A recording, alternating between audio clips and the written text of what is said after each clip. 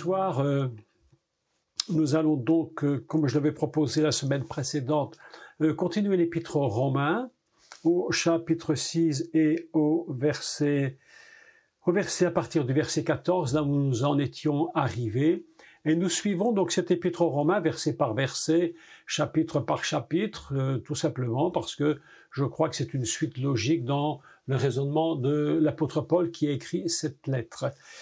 Donc nous allons commencer notre cours maintenant. Et nous prenons Épître aux Romains, chapitre 6, verset 14. Et je vous laisse prendre votre Bible. Et nous allons commencer cette lecture. Voilà.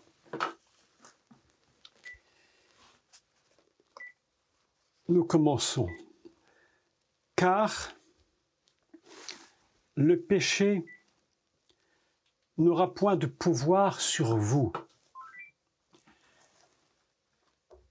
puisque vous êtes non sous la loi, mais sous la grâce.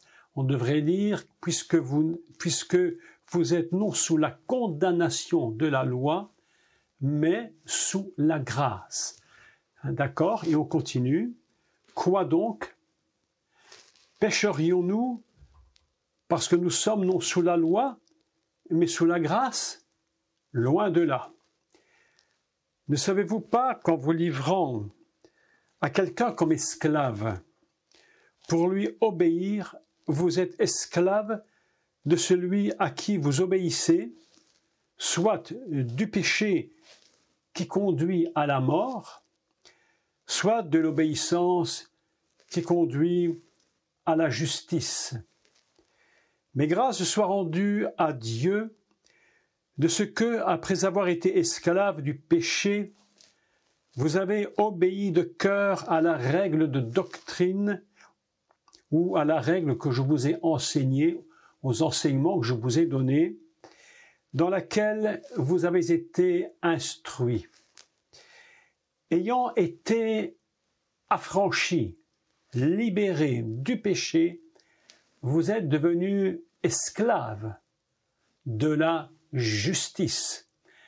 Nous sommes un peu étranges ce texte parce que d'un côté on est esclave du mal et puis tout d'un coup on redevient esclave. Mais cette fois on n'est plus esclave du mal, on est esclave du bien. Et l'esclavage du bien, où nous allons voir, est quand même assez différent. Je parle à la manière des hommes à cause de la faiblesse de votre chair. De même donc que vous avez livré vos membres comme esclaves à l'impureté et à l'iniquité pour arriver à l'iniquité, ainsi maintenant livrez vos membres comme esclaves à la justice pour arriver à la sainteté. Car lorsque vous étiez esclaves du péché, vous étiez libres à l'égard de la justice, c'est-à-dire vous faisiez tout ce que vous vouliez, il n'y avait pas de limite. Chacun faisait ce qu'il voulait, il n'y avait pas de règles. Quand on n'a pas de loi, il n'y a pas de règles, on fait ce qu'on veut. Quels fruits portiez-vous alors? Des fruits dont vous rougissez aujourd'hui. Encore faut-il qu'ils rougissent, il y en a qui ne rougissent pas du tout. Car la fin de ces choses, c'est la mort. Mais maintenant, étant affranchis du péché et devenus esclaves de Dieu, vous avez pour fruit la sainteté et pour fin la vie éternelle. Car le salaire du péché, c'est la mort, mais le don gratuit de Dieu, c'est la vie éternelle en Yeshua Mashiach, notre Seigneur. Voilà un texte absolument magnifique.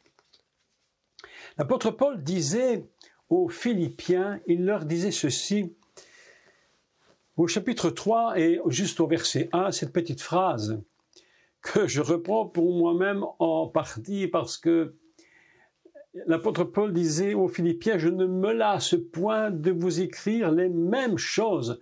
Je me dis que probablement que Paul avait dû écrire plusieurs fois aux Philippiens, mais en finalité on n'a eu que cette lettre. Mais il dit, je ne me lasse point de vous écrire, c'est-à-dire qu'il a écrit probablement beaucoup. Et ici, nous avons une lettre que nous avons reçue de Paul, et il y en avait sûrement beaucoup d'autres. Et pour vous, cela est salutaire. Voilà un texte très important parce que cette lettre aux Philippiens, Paul leur dit « Faites attention à la façon dont vous vous comportez. Faites attention à ce qui se passe même au sein de ce qu'on appelle l'Église. Il y a des faux ouvriers qui rentrent exprès pour détruire. Le pire encore, je dirais que c'est dans l'Église que ça se passe. Si ça vient de l'extérieur, à la limite, on se dit, bon, ils sont de l'extérieur. À la limite, ils ne croient pas, ils font ce qu'ils veulent. Ils peuvent nous accuser, nous détruire, vouloir nous faire du mal. Mais au fond, ce sont les gens de l'extérieur. Mais quand ça se passe à l'intérieur, c'est terrible. Vous savez que le grand problème d'Israël, les ennemis d'Israël, les grands ennemis d'Israël, n'étaient pas ceux qui étaient de l'extérieur. On peut croire ce qu'on veut de cela, mais les grands ennemis d'Israël n'étaient pas uniquement les Philistins, ni les Amalécites. Parce qu'à un moment donné, Dieu dira, les Amalécites, un jour, vous ne les verrez plus jamais. Mais les grands ennemis d'Israël, c'était ceux qui s'étaient infiltrés à l'intérieur. Les infiltrés sont très dangereux parce qu'on ne les reconnaît pas toujours. Et lorsqu'on ne les reconnaît pas, évidemment, ils sont prêts à faire du dégât. Donc nous devons être très prudents. Vous savez, quand je parle de ça, je voudrais vous dire vraiment ceci. Ça vient de mon esprit maintenant, mais je vous mets en garde. Faites très attention avec les gens, même ceux que vous recevez chez vous. Parce que certaines personnes sont capables de vous détruire. Je vous assure qu'il faut être prudent. Moi, je crois qu'il y a des personnes avec qui nous devons faire très attention, des personnes qui sont toxiques et qui ont la capacité de vous casser la foi. Et nous devons être prudents lorsque nous recevons des gens, non seulement dans nos églises, mais dans nos maisons. Donc, l'apôtre Paul dit, je ne me lasse pas de vous dire les mêmes choses, car pour vous cela est salutaire. Eh bien, je vais commencer ce cours en vous disant, je ne me lasse pas de vous dire les mêmes choses, parce que je pense que pour vous, c'est salutaire et que je suis convaincu, mais alors vraiment convaincu que beaucoup d'entre vous, réellement des choses ont changé dans votre vie. Non pas parce que je suis exceptionnel, pas du tout, mais parce que la grâce de Dieu, la grâce que Dieu vous fait, vous permet de rentrer dans une autre dimension. J'ai reçu tout à l'heure un email merveilleux d'une dame qui n'est même pas avec nous en ligne, elle écoute sur YouTube, et puis elle m'a dit, j'écoute vos cours et je suis libéré de tas de choses. Pas parce que moi j'ai le pouvoir de libérer qui que ce soit, mais la seule chose que nous avons, c'est le nom du Seigneur, Yeshua, qui libère. Et nous devons toujours mettre son nom en premier. Nous ne sommes que des serviteurs, peut-être pas inutiles dans le mauvais sens du terme, utiles dans la mesure où on est là, mais pas indispensables. Donc je crois que aujourd'hui, nous allons de nouveau parler des choses qui ont déjà été dites et redites, mais je vais encore ajouter, appuyer les textes, puisqu'on fait l'épître aux Romains dans l'ordre dans lequel elles ont été écrites. Donc Paul nous dit ceci, car le péché, et je crois, si je ne me trompe, je crois que j'avais terminé la fois passée sur ce texte, et puis j'ai dit, nous allons le reprendre en détail. C'est très important, cette petite phrase. Quand on fait l'enchaînement de tout ce qui était dit la semaine précédente, et qu'on relit ce texte, car le péché, je rappelle qu'il n'est pas écrit, car les péchés, même si c'est vrai qu'il y a des péchés, bien entendu, c'est la partie visible dans le monde par milliards de péchés commis par jour, imaginés par an, et sur 7 000, 10 000 ans, il n'y a même plus un poids suffisant pour les peser dans la balance. Je me demande comment Dieu fait pour les peser, tellement c'est impressionnant.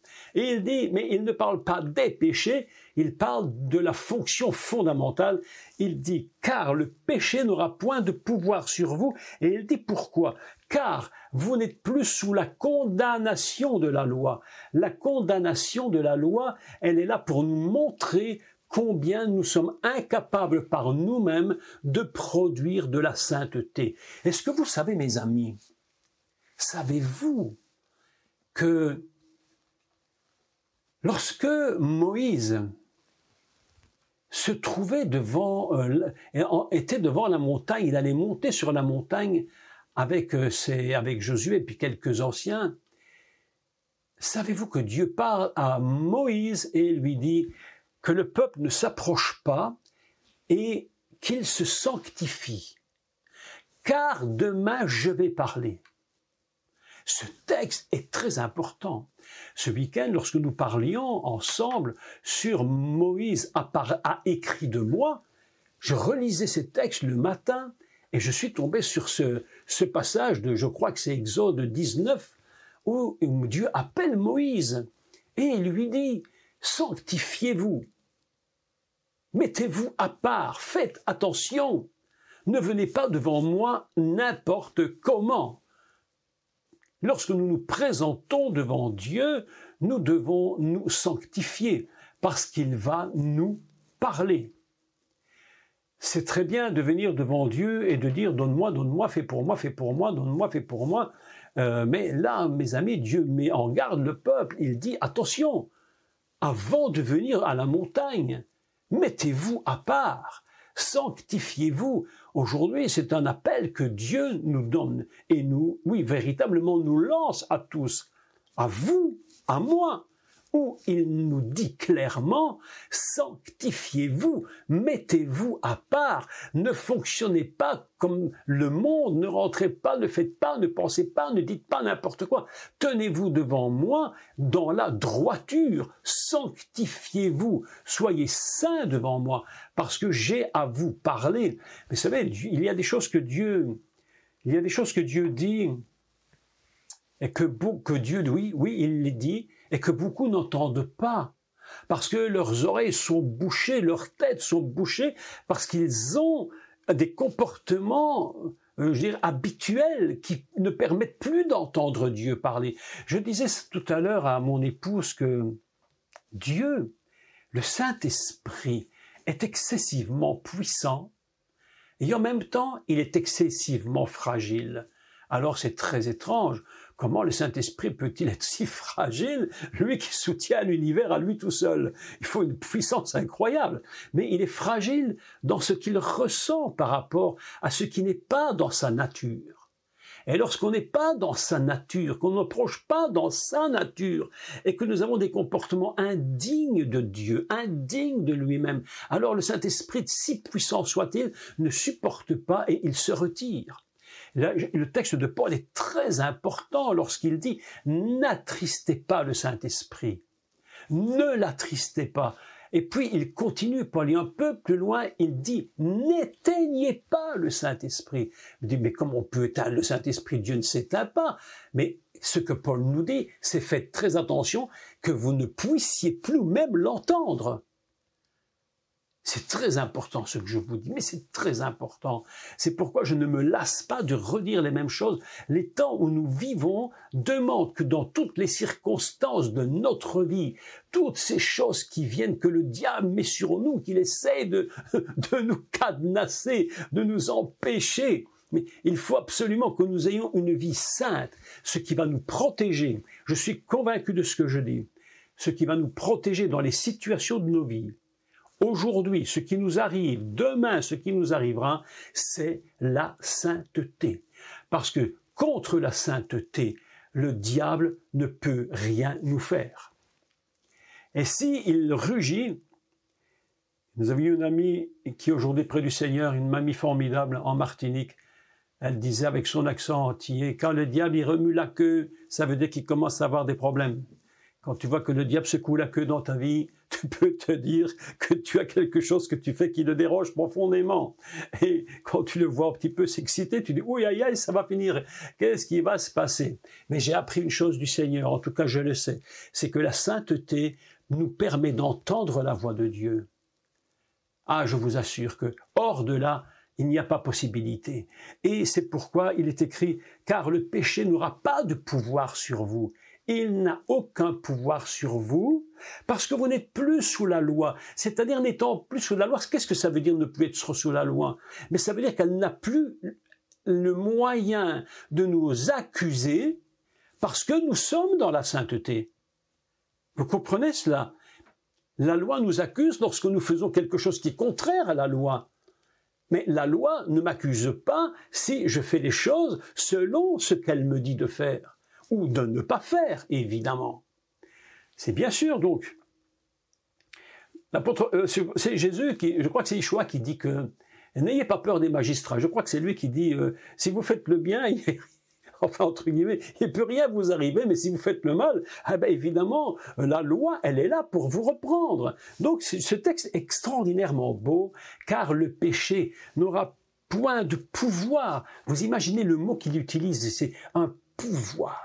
C'est une domination.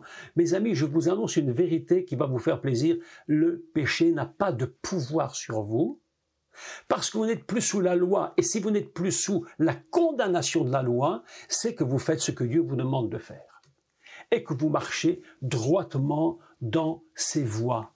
Nous avons compris que la parole de Yeshua est puissante lorsqu'il nous dit que la première chose que fait le Saint-Esprit, c'est de nous révéler le péché. Il vous convaincra de péché, et ça veut dire qu'à ce moment-là, la loi va nous dire « Attention, elle fonctionne encore. La loi fonctionne. » N'en déplaise aux chrétiens qui croient que la loi a été détruite. Non, non, non, non, la loi fonctionne. Mais nous ne sommes plus sous sa condamnation si nous vivons dans la sainteté. C'est simple à comprendre. Et c'est pourquoi il dit car puisque vous êtes non sous la loi, mais vous êtes sous la grâce. Et que fait la grâce? Eh bien, la grâce nous permet d'avancer avec Dieu, elle nous permet d'entendre la voix de Dieu, elle nous permet de produire les œuvres de Dieu, elle nous permet de marcher par l'Esprit, c'est ça les œuvres de la grâce, elle nous permet de manifester les dons du Saint-Esprit, elle nous permet de guérir des malades, elle nous permet d'enseigner, elle nous permet de prêcher, elle nous permet plein de choses extraordinaires que le monde ne peut pas produire. Il n'y a pas de comparaison entre ce que fait la grâce et ce qu'un homme normal peut faire. Nous pouvons être un très très grand orateur sur cette terre, un grand philosophe. Il y a des philosophes, lorsque nous sommes rentrés, je crois que c'est en retournant de ce week-end, nous revenions à la maison et on écoutait la radio dans la voiture et il y avait deux philosophes qui parlaient.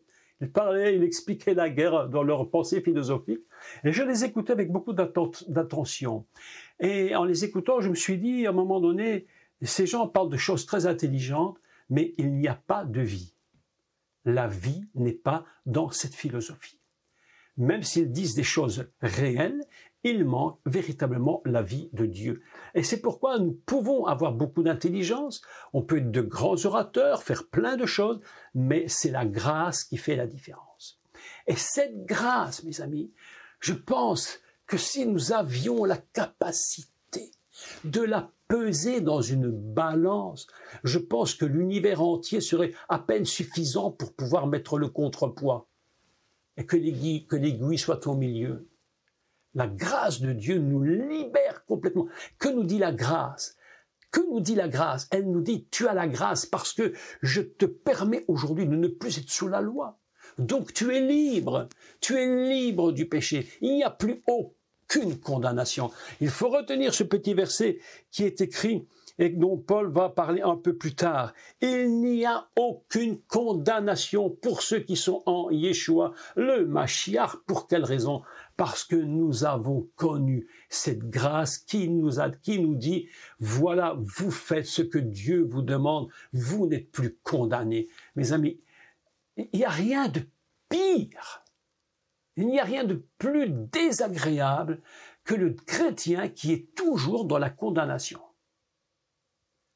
Toujours condamné de tout. Il se condamne de ce qu'il était hier. Il se condamne des péchés d'avant-hier et de ceux d'avant-avant-hier. Et il se condamne même des péchés de ses ancêtres. Mais mes amis, lorsque nous venons à Yeshua, nous sommes libérés. Nous sommes dans la liberté. Et alors Paul, évidemment, il va tout de suite remettre les pendules à l'heure. Je ne sais pas si à l'époque de Paul il y avait des pendules, je ne pense pas. Mais il va remettre les pendules à l'heure en disant une chose très importante tout de suite pour qu'on comprenne bien et qu'on ne dise pas n'importe quoi. Parce que vous savez, les doctrines sont terribles. Et Paul va lui dire ceci juste après. Vous êtes plus sous la loi mais sous la grâce. Quoi donc? Est-ce que c'est parce que vous êtes sous la grâce que vous pécheriez?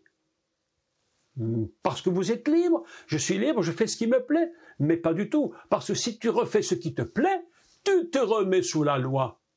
Et alors, de nouveau, c'est le même processus qui recommence, et c'est pourquoi la Torah nous enseigne que Dieu dit qu'il préfère l'obéissance au sacrifice. Puisque chaque fois que nous avons désobéi, il faut revenir au sacrifice. C'est terrible. C'est pourquoi il y en a qui ne comprennent pas le pouvoir de la grâce. Le pouvoir de la grâce nous empêche justement de faire n'importe quoi. C'est elle qui nous dit « ne fais pas n'importe quoi ». Nous avons la puissance de la grâce par le Saint-Esprit pour ne plus faire tout et n'importe quoi comme nous le faisions autrefois. Et c'est pourquoi Paul enchaîne immédiatement « Quoi donc ?» Il pose la question « Que pécherions-nous parce que nous sommes non sous la loi, mais sous la grâce ?»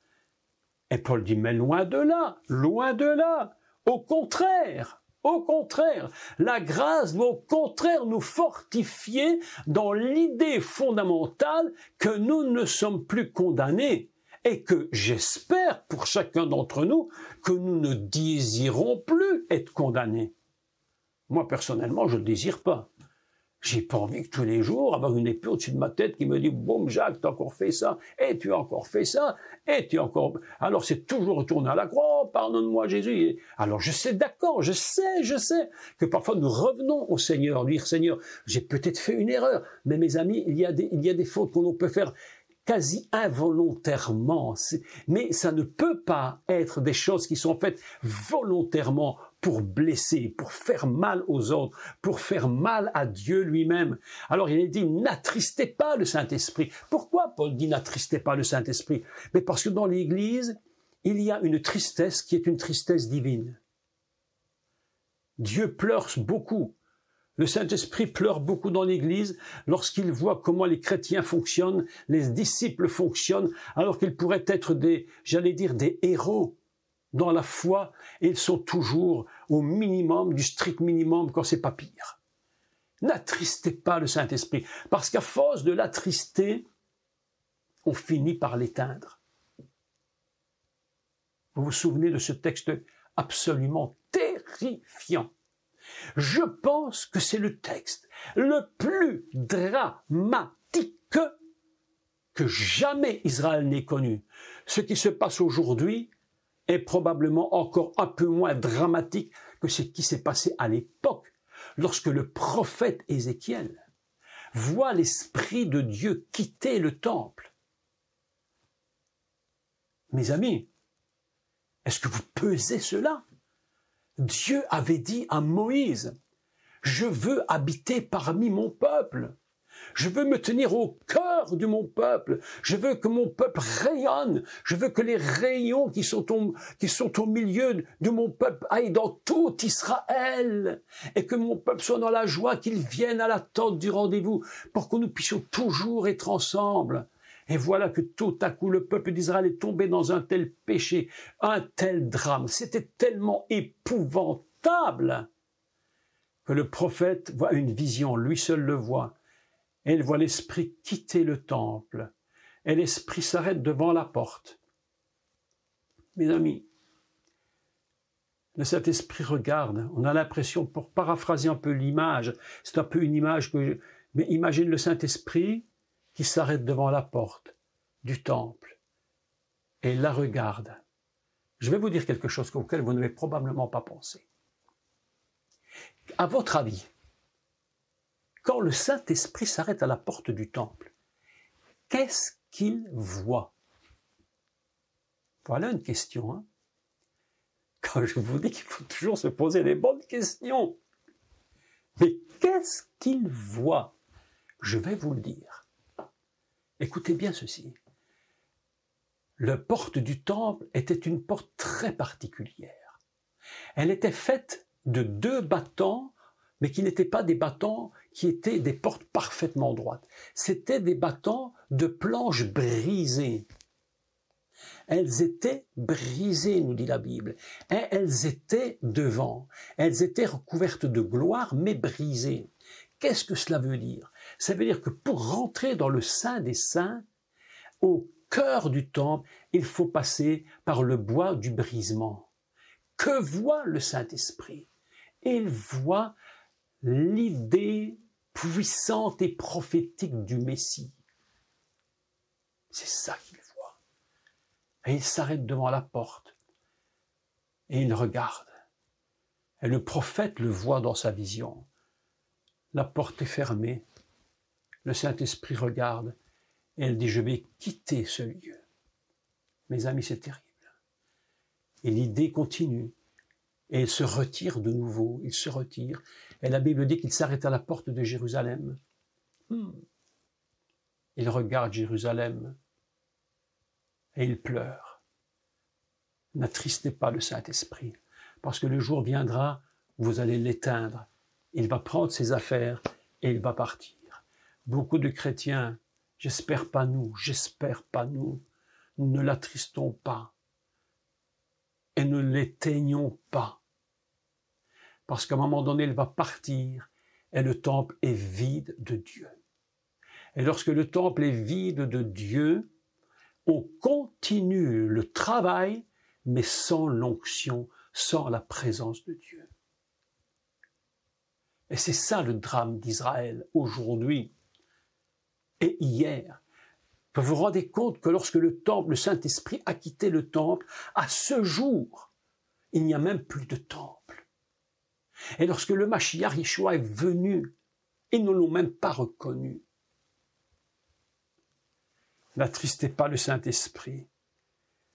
Ne faites pas n'importe quoi. Est-ce que nous pécherions parce que nous sommes sous la grâce? Mais au contraire, la grâce nous dit, je suis libre. Mais c'est pas à cause de la liberté que je n'ai même plus envie de vivre la vie d'autrefois.